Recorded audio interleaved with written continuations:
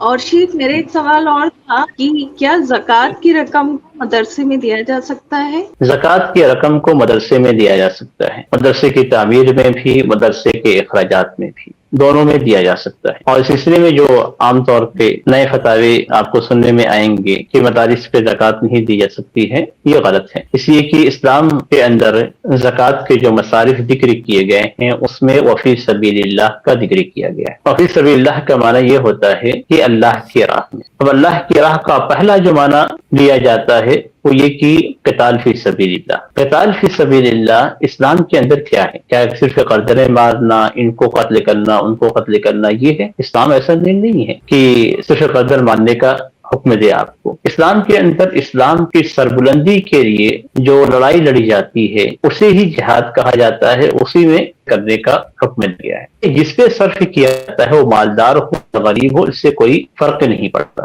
اور اس پر اللہ کے رسول صلی اللہ علیہ وسلم بیان کیا من قاتل لتکون کلمۃ اللہ ہی العلیٰ فہو فی سبیل اللہ، کہ جو شخص اس نیت سے قتال کرتا ہے کہ اللہ کا کلمہ اسلام بلند ہو تو وہ اللہ کی راہ میں ہے، یعنی وہ فی سبیل اللہ قتال کرتا ہے۔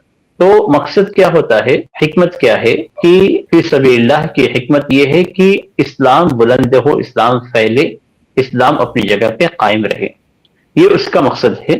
اور یہی مقصد مدارس کے ذریعے سے پورا کیا جا رہا ہے۔ ہندوستان کے اندر مدارس یہ اسلامی قلعے ہیں، انہی سے اسلام کی روشنی نکلتی ہے، انہی سے مسلمان فائدہ حاصل کرتے ہیں، اور انہی سے اسلام اس ہندوستان کے اندر باقی ہے۔ یہ چیز ہم سے زیادہ غیر مسلم سمجھتے ہیں۔ افسوس کی بات یہ ہے کہ ہم سے زیادہ غیر مسلم اس کو سمجھتے ہیں۔ تو فی سبیل اللہ کا جو مقصد ہے وہ تو مدارس ہے، تو فی سبیل اللہ میں دینا یہ ان 8 مصارف میں سے ایک ہے جس میں زکوٰۃ خرچ کرنے کا حکم دیا گیا ہے۔ تو مدارس کو زکوٰۃ دینا فی سبیل اللہ کے اندر داخل ہے۔ فقیروں کی بات نہیں ہو رہی، فقیروں کا معاملہ الگ ہے۔ اگر طلبہ فقیر ہیں، غریب ہیں، مسکین ہیں تو ان پہ خرچ کرنا تو یہ انما الصدقات للفقراء کے اندر آ جائے گی، فقراء اور مساکین میں وہ شامل ہو جائیں گے، تو ان کا الگ معاملہ ہے۔ لیکن مدارس پہ عمومی طور پہ زکوٰۃ دینا، جس سے مدرسے والے اسے اللہ کے کلمے کو بلند کرنے کے لیے، اسلام کے لیے خرچ کرتے ہیں، یعنی قرآن اور سنت کو پڑھایا جاتا ہے، اور وہیں سے ائمہ تیار ہوتے ہیں، مساجد کے اندر جاتے ہیں، دیگر جگہوں پہ جا کے لوگوں کی رہنمائی کرتے ہیں، فتاوے دیتے ہیں، تو یہ مدارس تو ہی اسلام کے اصل ہیں۔ تو فی سبیل اللہ میں یہ بدرجہ اولا داخل ہیں، یعنی قتال سے زیادہ مدارس فی سبیل اللہ میں داخل ہیں۔ ہاں، یہ ہندوستان کے اعتبار سے میں کہہ رہا ہوں، ہندوستان اور جیسے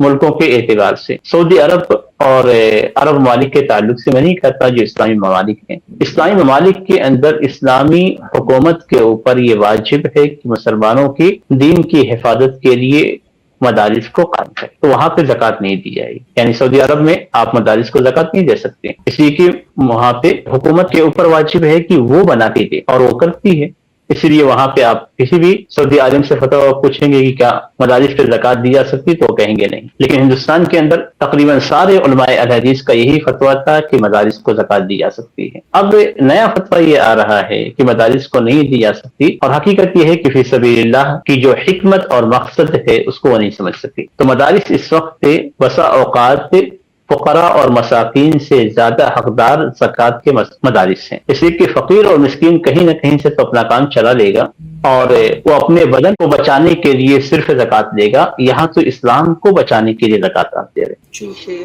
ٹھیک ہے، بہت شکریہ، جزاک اللہ خیر، بارک اللہ فیکم۔